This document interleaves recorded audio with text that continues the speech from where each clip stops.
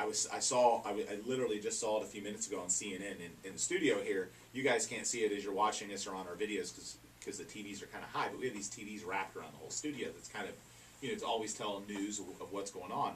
And there was a TV thing about drones. And like how they're kind of the new thing for, marketing and real estate. Amazon's going to use them to deliver stuff. And, since Amazon's in Tampa now and that's helped bring some jobs here, you're probably for too much longer you're going to see those drones flying around. But we employ a videographer that uses one. We have one. So, there's so few realtors out there using them. But, for our purposes, we think it's an amazing opportunity to get aerial video and photos, elevated photos, backyard photos, floor plan photos, and a house even. Imagine you got a house with a high ceiling and you want a photo that kind of shows it, from up above. I mean, there's so many things that they can do.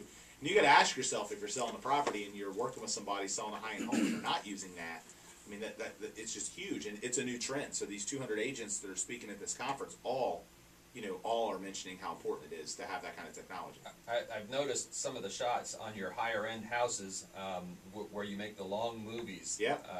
That they use some of the drone shots of the outside to show as they climb up and over the top of the house, and it's a really beautiful shot. Yeah, you can see those videos, TampaHomeVideos.com. You can see them on our YouTube channel by searching for the Duncan Duo. But we think that's so important, and they're not extremely expensive. I mean, most high-producing real estate agents could afford them, but for some reason they're either not adapting or innovating and not using them because they're huge.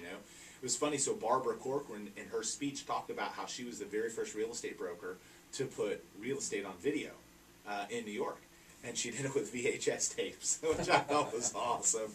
She was telling us the story about how she would take films of properties, put them on VHS, and then mail the VHSs out to high-end people, and people outside the country and all that kind of stuff. So I think she called it it was like real TV tours, or I can't remember what it was, but it was something pretty funny. And she talked about how she spent 80 grand doing it, and it completely flopped. She got no business from it. This technology wasn't ready for it, but she was mailing out VHS. So we're not going to mail VHS tapes to you, but that was definitely a great story about our trip talking to her. I thought that was pretty funny.